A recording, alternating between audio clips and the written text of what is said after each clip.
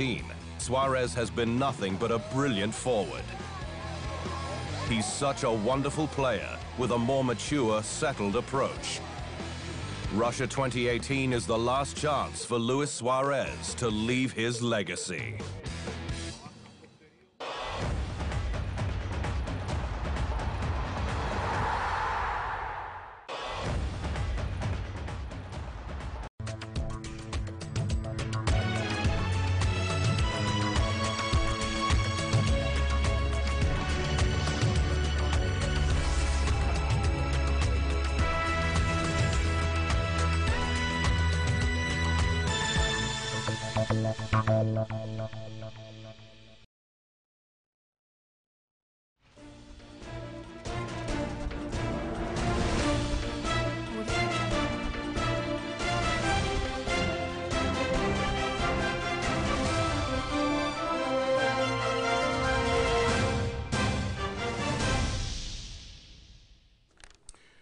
Live from the news hub at Adesawe Kanda in Accra, this is News at 10. You can also watch us live on your DSTV channel 279. Hello and welcome. Over the next 30 minutes, we'll bring you the very latest news wrap for the day. But first, let's take you through a summary of the highlights. I'm Stephen Enti.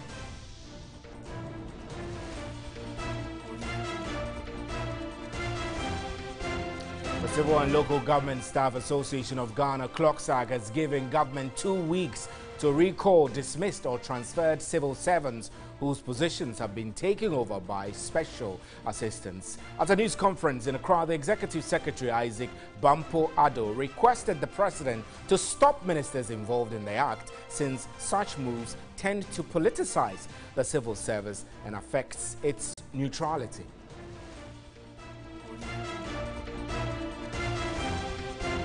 On tonight, the Ghana Revenue Authority, GRA, has embarked on a nationwide operation to impound uncustomed vehicles. Deputy Commissioner for GRA Customs, Idrisu Seidu, has warned that seized vehicles will be auctioned if the required duty and taxes are not paid within 30 days.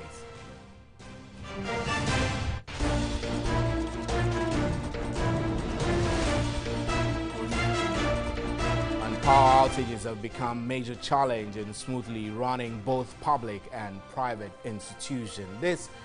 Many have called for a shift to renewable energy such as solar to reduce cost and stabilize energy flow. The Chief Justice, as part of her vision, is targeting the installation of solar energy in all district courts across the country. The Food and Drugs Authority says it would support the Mental Health Authority and other stakeholders to provide counseling and rehabilitation services to abusers of tramadol.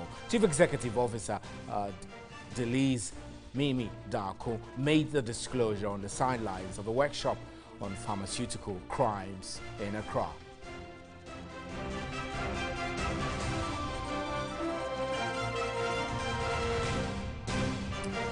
Chad's parliament has overwhelmingly approved a new constitution that expands President Idriss Déby's powers. The move could allow him to stay in office until 2033 in a vote boycotted by most opposition lawmakers. The constitution reimposes a two-term limit scrapped in 2005 referendum.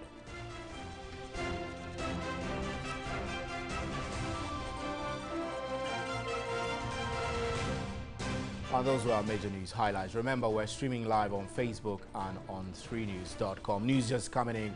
There's a fire outbreak at Ajiring Ghana. We don't know exactly what the causes of this fire are, but we're snooping around to get some information on exactly the cause of the fire is. This is a shot we're getting from the scene of the fire. We're working the telephone lines to get details of exactly what is happening. So if you're watching us, there is news just coming in. Is fire outbreak at Ajiring Ghana.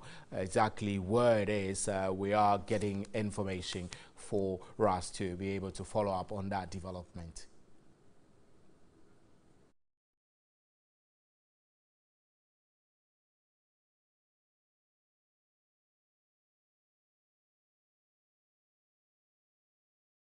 Right, so let's start with a big one. Comments by former President John Dramani Mahama to NDC supporters after a unity walk in Kumasi has ignited a backlash from some political actors, including the Lands and Natural Resources Minister John Peter Amewu. The former president, while addressing his party supporters, tasked government to apply common sense in tackling the Galamsey menace. Here's exactly what he said.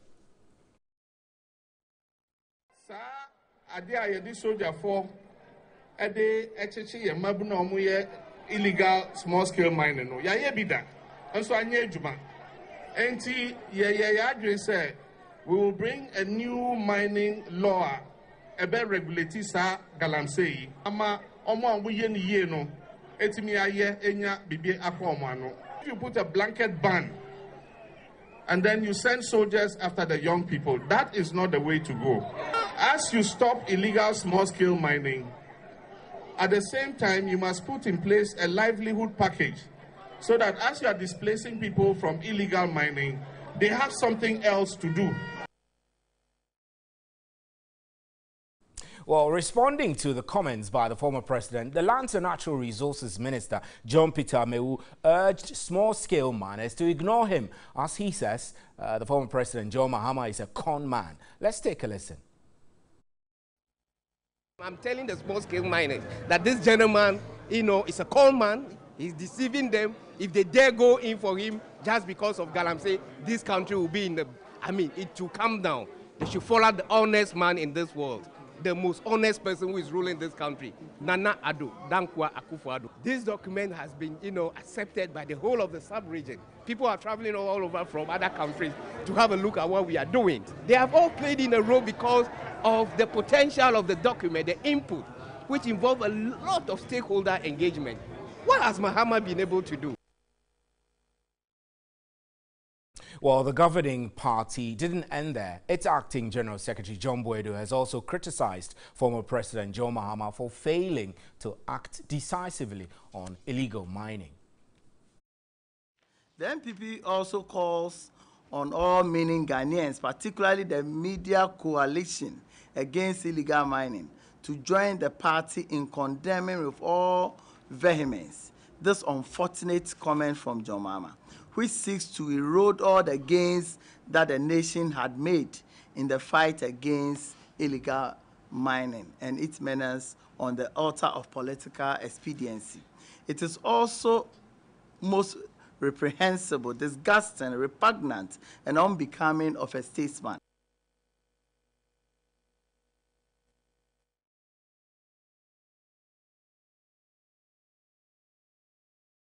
But the spokesperson for former President John Mahama has condemned the Minister of Lands and Natural Resources, John Peter Amewu, for calling the former president a con man. Joyce Bawa Mokhtari, in expressing her disappointment, has demanded an apology from the minister over his description of the former president as a con man for stating an opinion and making suggestions on an issue. She described Ms. Amewu's comments as disrespectful, especially coming from someone being paid with state money. Right, so we have in the studio Mr. Seth Clay, who's a mining consultant. Mr. Clay, good evening, and thank you extremely for joining us. And then also we have on Skype, Dr. Eric Deichum. Doc, thank you extremely for joining us on Skype this evening. So let me start with you. You heard the comments. You heard former President John Mahama's comments. You heard John Peter Amewu responding to him and calling him a con man. Mrs. Bawa Mokhtari has strongly criticized that comment, that description of the former president as a con man, and wants an apology. Tell me what you make of that. Is the comments of description of the former president as a con man really in bad taste, isn't it? Yes, good evening, and good evening to your listeners and viewers. Words have meaning and implications, especially when it comes from statesmen like the former president or a current minister. I think politicians should not play to the gallery and understand that the words they speak actually have meaning and implications. And again, political power is transient. So they should be very careful what they do and cease fire immediately, because this is not healthy for the country. They should act in the interest of the country and not for political expediency. And now, I know that both governments, at least put in some measures, tackled illegal mining to some extent. How do you assess both governments for their approach in dealing with the menace of illegal mining from former President John Mahama's time to the current administration? I think what is very clear is that all parties, NDC, MPP, who have ruled the country for the past 20 years, agree that illegal mining is a menace. It robs the country of its needed resources. Socially, a lot of communities have a lot of students drop out of school. There's prostitution and even cases of deaths, and of course, lack of potable water. Now, what the country needs is the right leadership qualities. And I want to talk about 5 key areas. The first being Ghanaians want to have leaders who are honest with the electorates, with the citizenry. They should be able to tell us the right approach in dealing with this. Now, this requires the right political will to do what is right for the country. Again, we are looking for commitments from our governments to chart us through a course which is right to fight current problem we have with Galamsey. The third is we want to see accountability for actions that they make, and taking us to the right channel and making the right decisions.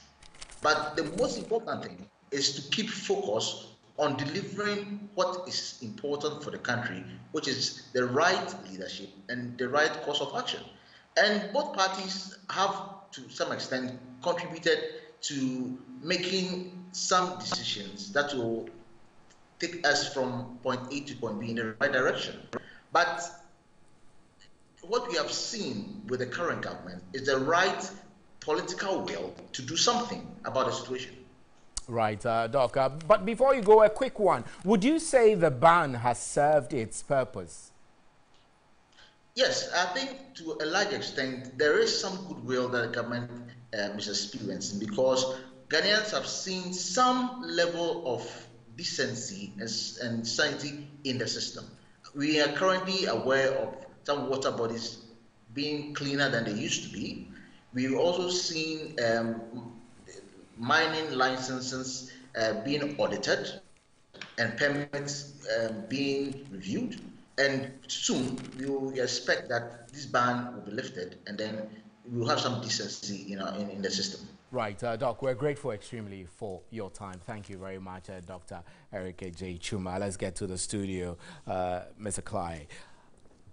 It's been back and forth. Government put a ban, and then there were times there are discussions on reviewing the ban, then the ban will be lifted, then we hear that there is still more to be done. In your estimation, do you get the sense that there is enough commitment on, one, protecting the environment, and also ensuring that small-scale miners still have a job and have a living? Well, thank you so much, and good evening to your viewers. I am on record several times, pointing out the fact that the problem that we face as a country as regards this small-scale mining and then illegal mining, which we call Galamsey, is more than an environmental problem, because the whole issue has to do with socioeconomic livelihood. It's about livelihoods as well. And you think any approach which, like the former president described, any approach which seeks to make it a military operation actually will fail? Well, I think that his comment was inappropriate. Why do I say that? Because again, I'm on record to have criticized the way the issue was being handled under his administration.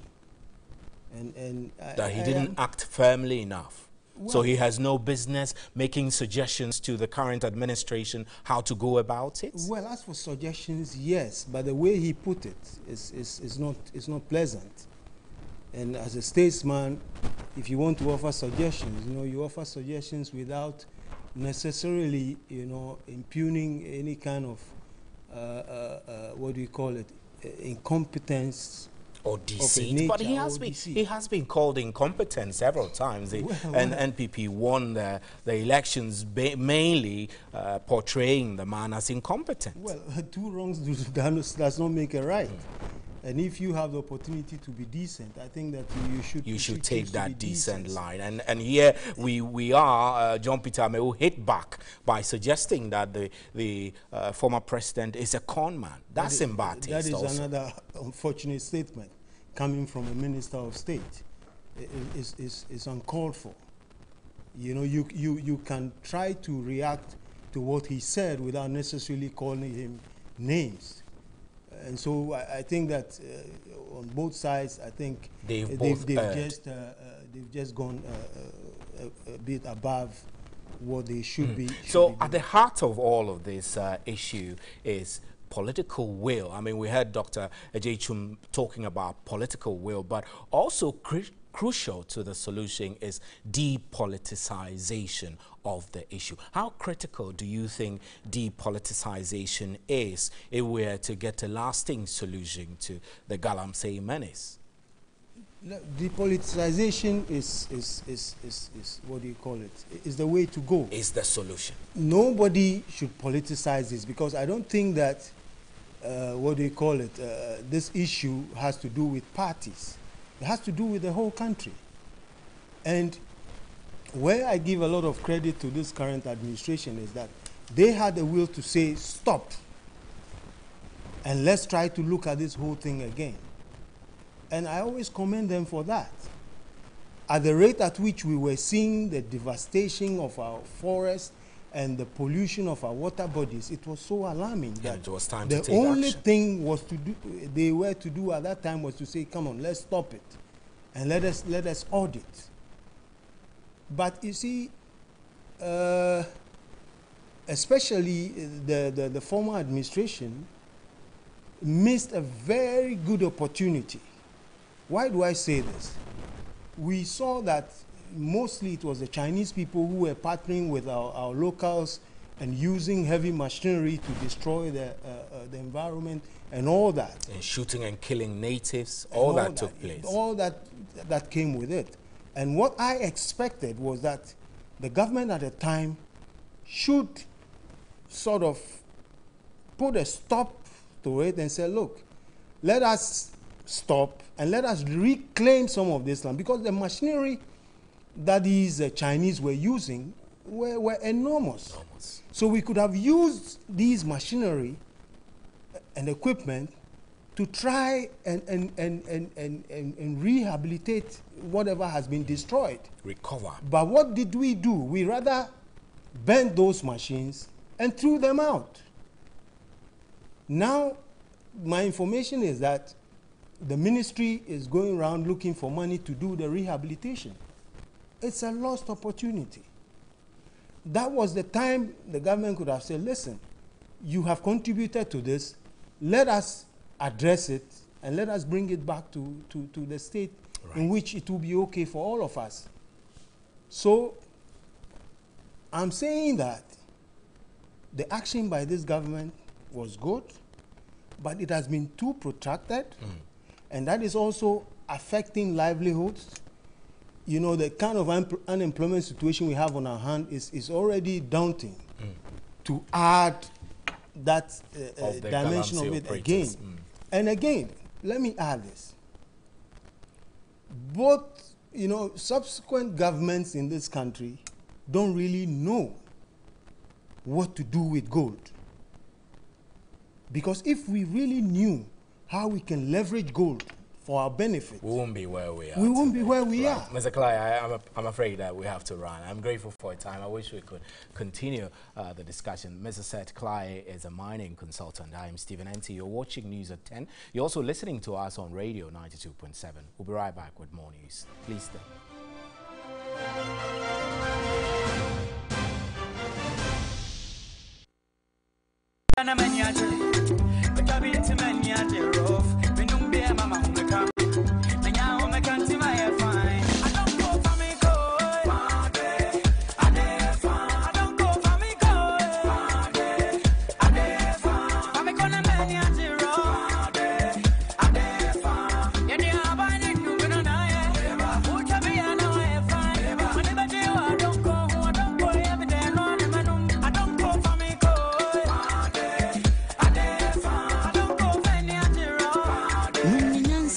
And too many power and fear doom watching. And says I pay for no. I will drinking spots be and don't go bitters. A demufua. What is real? Is it the embarrassing moments of people behaving badly? I didn't see any traffic potentially coming at me. Or believing in your dreams of becoming a model? I'm very, very blessed. Maybe it's walking down X aisle, willing to let go. It's singles choice. Or the misfortunes that happen within 48 hours. That was the last face she saw. Connect with reality on Go TV. We are intriguing reality. Go TV. Live it, love it. There are lots of amazing stories out there. What we do on News 360 is to bring to you the most compelling news by teasing out the right pieces that bring the stories to life. My job is to present to you the news in the most gripping manner and asking the critical questions that bring out the needed detail out of the stories. My name is Alfred Okansi. Join me on News 360, Monday through to Friday, 7 p.m. on air and online only on TV3.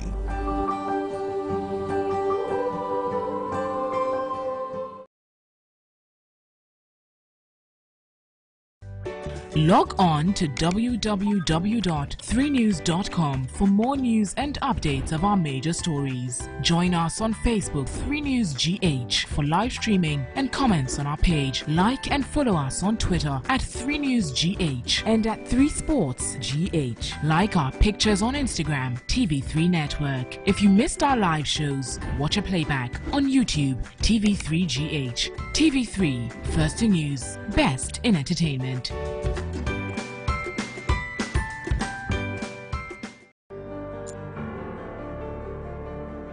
Everything you need to know. Captivating. Reliable. Credible and breaking news. All at your fingertips. Who's found Asamoah Gyan? Super finish! Being on top of the news has never been easy. Visit us at www.3news.com for all your reliable news. 3 News, news at your fingertips. To every story, there's a deeper meaning, a host of angles, which, when reported with the highest ethics of journalism, bring out the perspectives that matters most to you. That's what News 360 is all about. I seek to climb higher, dig deeper, and go further to bring you 360 degrees of the news and what happens thereafter. I'm Natalie Fort. Join me on News 360 every weekday at 7 p.m.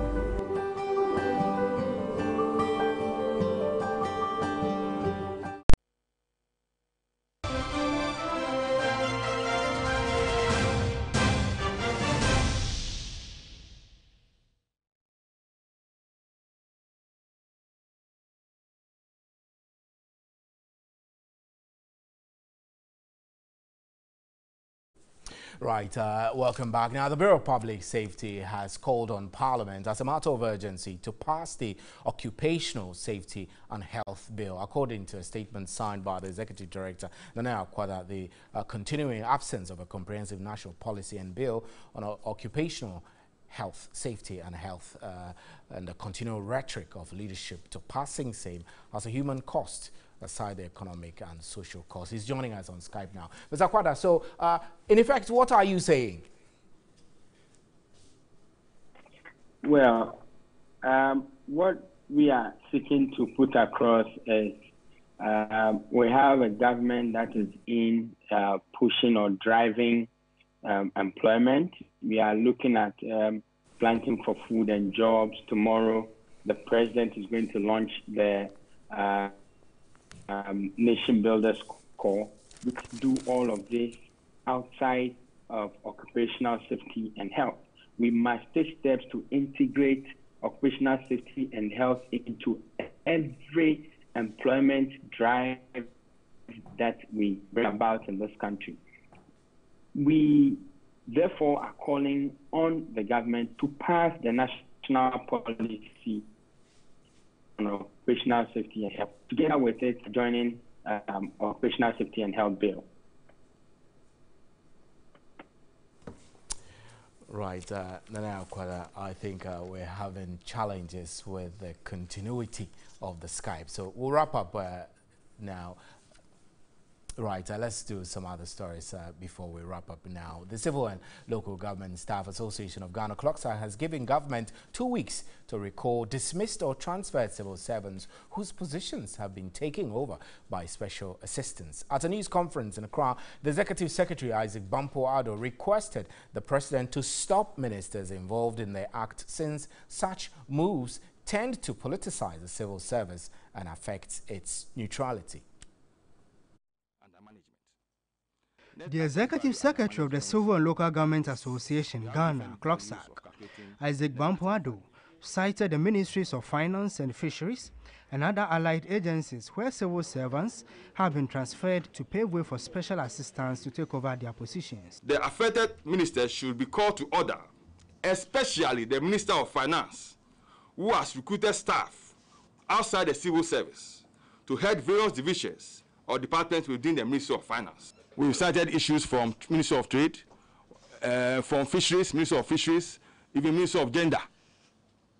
But it's widespread at Ministry of Finance. In some cases, the Executive Secretary claimed that some of the civil servants have been sidelined by the ministers to allow special assistants to take over their work. Special assistant. It's unthinkable. You know, now the dimensions which special assistants are going, they should stay clear of civil service positions. Again, the association expressed concern about some ministers who are outsourcing most of government business in the service. He has therefore charged the President Akufo-Addo to step in immediately. In another development, the association insists it will not pay any fees imposed on them by managers of their second-tier pension scheme. We at HEDGE, representing CLOGSAG members, we have refused to take any fees and even pay any fees to our service providers until MPRA approves the calculation of the net asset value. Leadership of CLOGSAG has charged the National Pensions Regulatory Authority to resolve this growing dissatisfaction. And that's how we wrap up with news at 10. Thanks for your time. On behalf of the crew, good night. There is more news at 3news.com.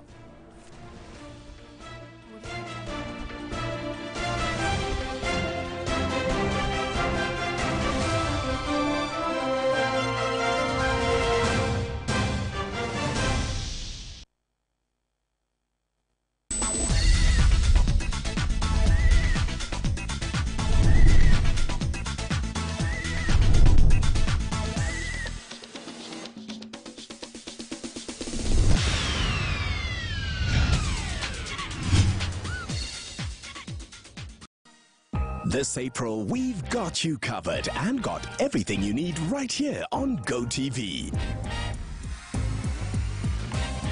Look away! So awesome. Whoa! Catch Africa's magic in tinsel and let the world's best keep you glued to your screens. What a finish! That is a wonderful strike. From Hunter Street to Brides with Benefit, we got you. Guys, I have more news. Lord of the Skies rule in Telemundo and spend time with the Maiden of Horror. It happened. Keon roams the Pride Lands while doing one more job for MI6 could leave one in deep state. Unbelievable. There's always more excitement to keep you connected to GoTV this month. I'll make sure we're all there. We are entertainment. GoTV. Live it, love it.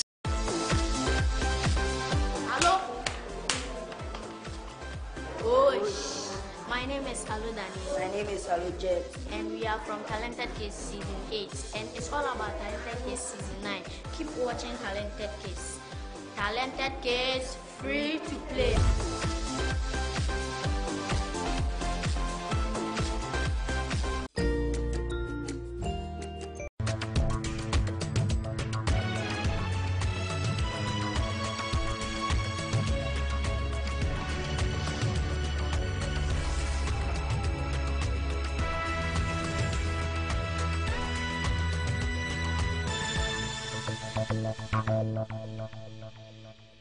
Group A in Russia.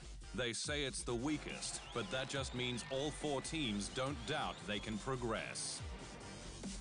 No one could doubt Dele Alli's skill until his temperament revealed a weakness to England opponents. No one could doubt Sergio Romero's passion, but has the scar from Argentina's 2014 final defeat healed? And while Leicester and Chelsea owe N'Golo Kante their titles, France took a long time to be convinced about their little gem. Every player, every team at the World Cup comes with their reputation on the line, but some have more to prove than others. These are the contenders on the road to Russia 2018.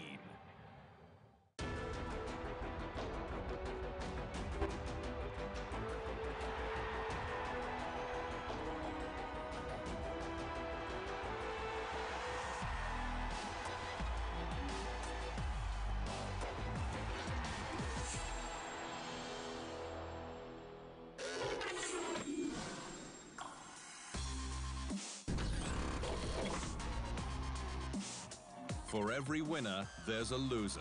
And at the 2014 World Cup, the forlorn figure who so overtly encapsulated the heartbreak of defeat was Argentina's goalkeeper Sergio Romero. Near perfect with 3 clean sheets in the knockout stages, he used notes hidden in his shorts to outsmart Netherlands in a semi-final penalty shootout to earn Argentina passage to the final against Germany. His 486-minute stretch without conceding a goal is the 3rd longest in World Cup history. Only Italy's Walter Zenga and England's Peter Shilton have been more stingy on football's greatest stage. But with one swift swipe of Mario Götze's left boot in the 113th minute of the decider, that streak was snapped. Argentina consigned to 2nd place. And it's been far from smooth sailing since, as Argentina struggled to qualify for Russia. Romero was there for all 18 qualifiers, and while the fluctuating form of his teammates left him vulnerable and kept a spot in doubt to the end, he let in just 16 goals and kept 9 clean sheets. Argentina's defense battered only by top qualifier Brazil.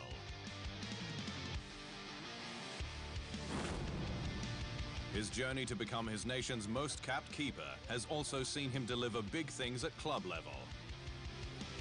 He has lifted 4 trophies with Manchester United, including a vital 2016-17 Europa League triumph that saw the Red Devils qualify for the Champions League. Second fiddle to Spaniard David De Gea at United, Romero is considered one of the best reserve keepers on the planet. But Argentina need only look back 4 years to see why Romero must start at the World Cup. This time around, he'll be 32, but Sergio Romero will be second fiddle to no one on his 2018 path to redemption. Coming up, France took a long time to unearth their little midfield gem N'Golo Kante, but he's ready to shine. And we start our countdown of the 8 groups with a look at the 4